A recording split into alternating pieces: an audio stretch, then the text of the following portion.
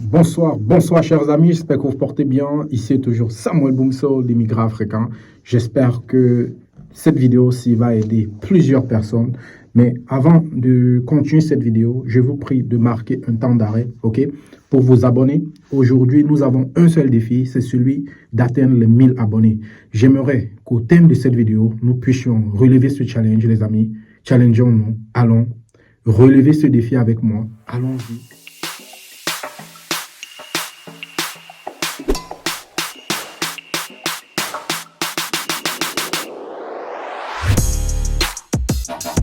Voilà, retour dans cette vidéo. Je sais, beaucoup de personnes sont en train de s'interroger sur la véracité des faits que j'expose à chacune des vidéos. Déjà, la dernière, aujourd'hui, a plus de 1600 vues.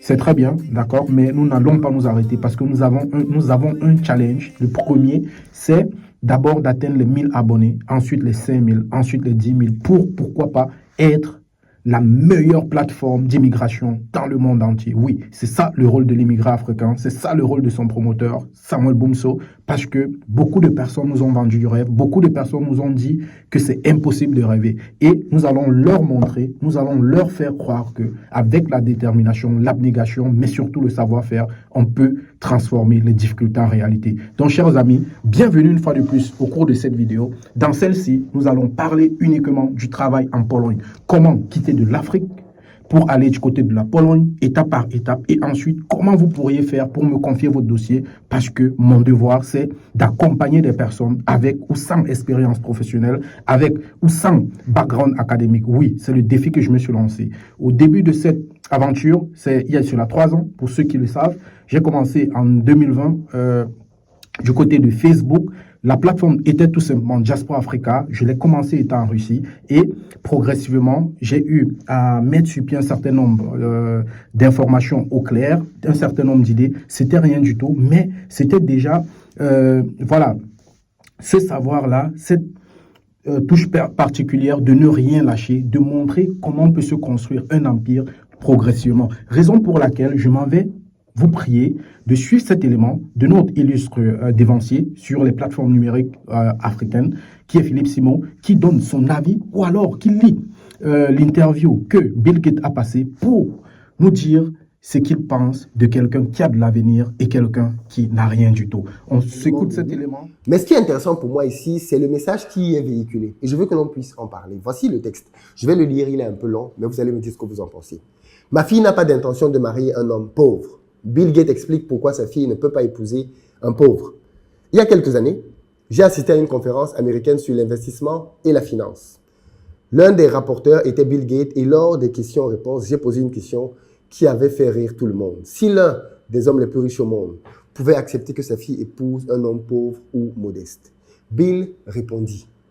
Premièrement, il faut comprendre que la richesse ne signifie pas avoir un compte bancaire avec beaucoup d'argent. La richesse est avant tout la capacité de créer de la richesse. Exemple, quelqu'un qui gagne de l'argent à la loterie ou au jeu. Même en gagnant 100 millions, ce n'est pas un homme riche. C'est un homme pauvre avec beaucoup d'argent.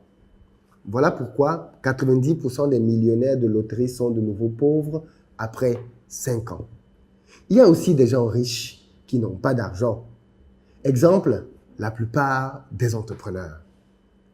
Ils sont déjà sur la voie de la richesse, même s'ils n'ont pas d'argent, parce qu'ils développent leur éducation financière et c'est ça la richesse. Comment les riches et les pauvres sont-ils différents?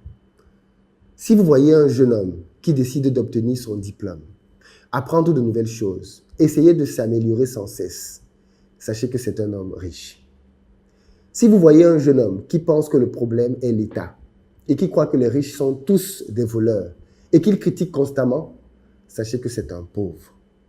Les riches sont convaincus qu'ils n'ont besoin que d'informations et de formation pour décoller.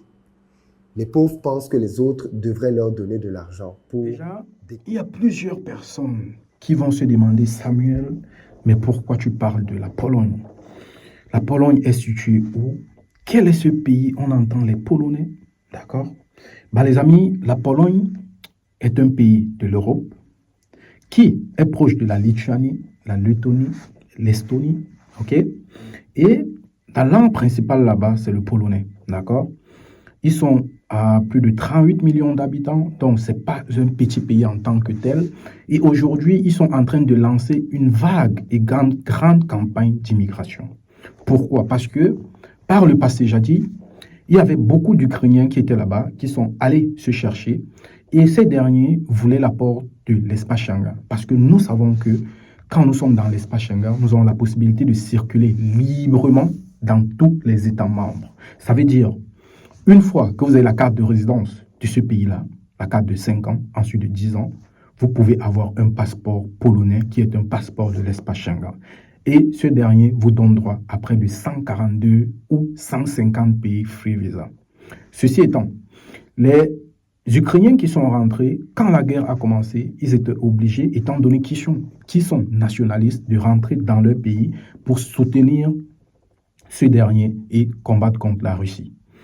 Je ne parle pas, je ne fais pas l'apologie d'une guerre ici, mais c'est tout simplement pour vous expliquer pourquoi aujourd'hui, vous allez entendre beaucoup plus parler de la Pologne, vous allez parler de la Lituanie, vous allez entendre parler de l'Estonie, de la Lettonie. Parce que par le passé, il n'y avait pas beaucoup d'Africains dans ces pays d'Europe de l'Est, les pays baltes. Ok?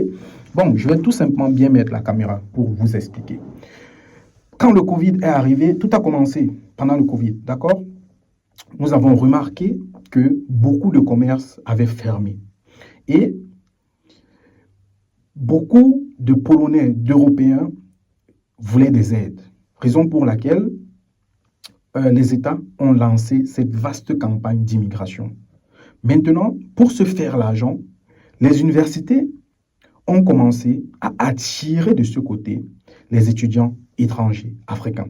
Raison pour laquelle vous ne trouverez pas grand nombre d'Africains qui ont fait du boom, qui ont réussi dans ces pays parce que la communauté africaine n'est pas si ancienne dans ces pays-ci. On peut compter les derniers, peut-être 5-6 dernières années, ok, ces dévanciers-là qui maîtrisent vraiment le territoire, mais ils sont peu.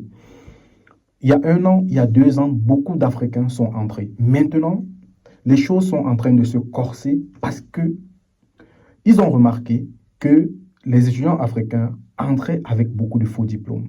Raison pour laquelle ces États-ci sont en train de s'asseoir, de mettre sur pied une politique immigratoire, étrangère commune, pour voir comment on peut déceler les faux diplômes, pour voir comment on peut mieux nous intégrer et pourquoi pas fonder une famille. Parce que le plus important aujourd'hui en politique immigratoire, c'est surtout le nombre d'enfants, oui. La population européenne est vieille. D'accord? Il ne faut pas se mentir, elle est vieille. Maintenant, pourquoi le travail en Pologne? Admettons, vous êtes en Afrique, vous avez un salaire, je ne sais pas, de 100 000, 200, 300 000. Vous voulez voyager. Et vous avez la possibilité, avec cette vidéo, avec ce programme, de chercher par vous-même un travail. Parce que oui, c'est possible. Tout se trouve sur Google. OK? Vous allez, il y a des sites. OK? Vous tapez seulement sur Google, travail en Pologne, ou vous partez sur LinkedIn. Il y a beaucoup d'offres d'emploi, ok? Allez-y, faites les démarches par vous-même, vous pouvez l'avoir. Maintenant, ce que nous pouvons vous offrir à travers notre programme d'accompagnement, c'est quoi? C'est très simple, c'est que vous me contactez, vous bookez d'abord ce rendez-vous de 15 €, qui sera un entretien unique de 30 minutes, où nous allons vous présenter notre accompagnement.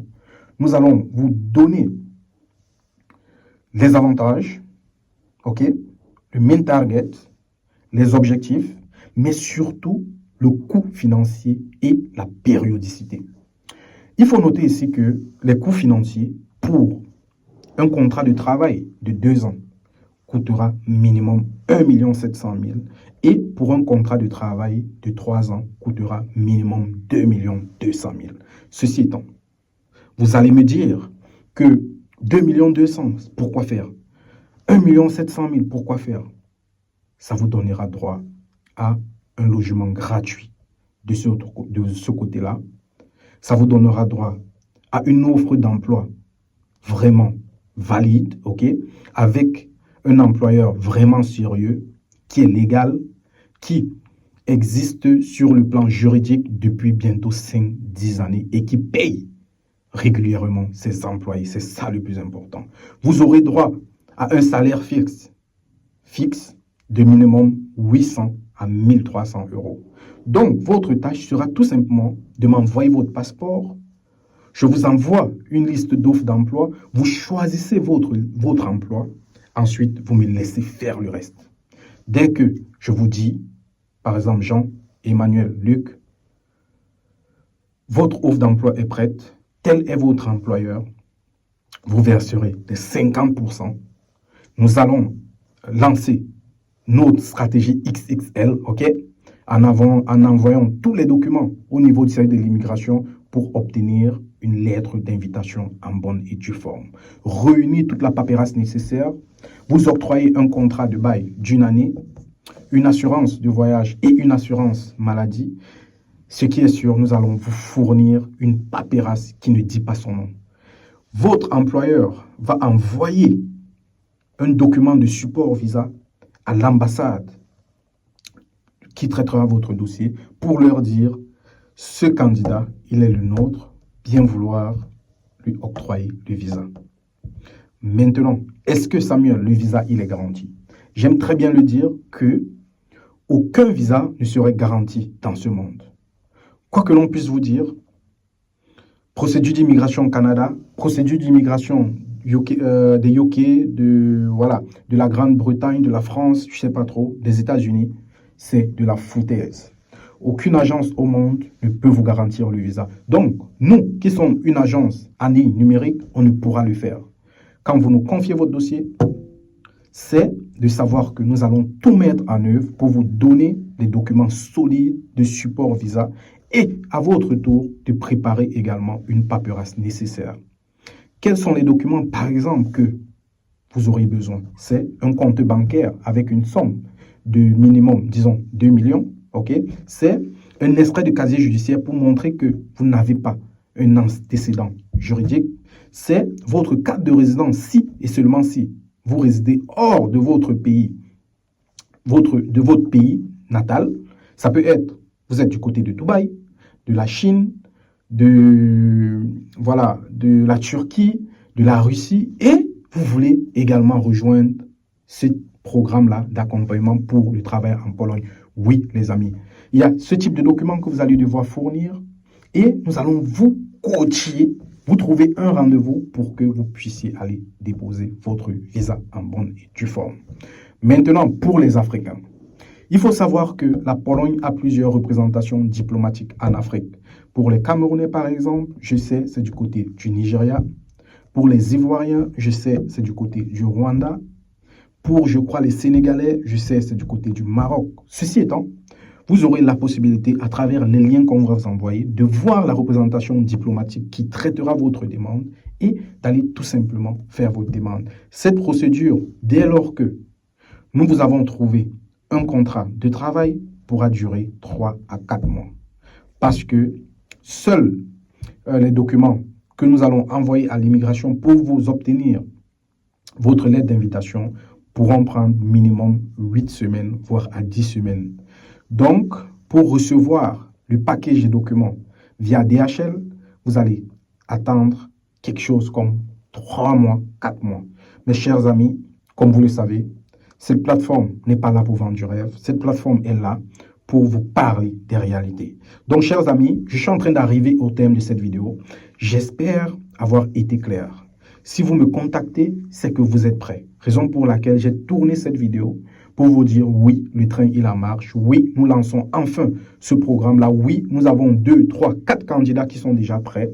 Et ceci est un accompagnement que nous faisons aujourd'hui parce que nous avons vu une agence qui le faisait déjà du côté de la Pologne et nous les avons observés depuis bientôt 8 mois. Ils ont des résultats. Malheureusement, les clauses de confidentialité de notre accord avec cette agence et les différentes entreprises ne nous permettent pas de révéler leur nom ici. Mais dans l'ensemble, nous savons où nous allons. Donc, à ces personnes qui vont nous faire confiance, notre travail sera de vous orienter, de vous accompagner, mais surtout de vous donner les informations minute by minute. C'est ça le rôle de l'immigrant africain. On va se séparer pour cette vidéo, mais comme j'aime souvent l'habitude de le dire, nous sommes connectés 24/24.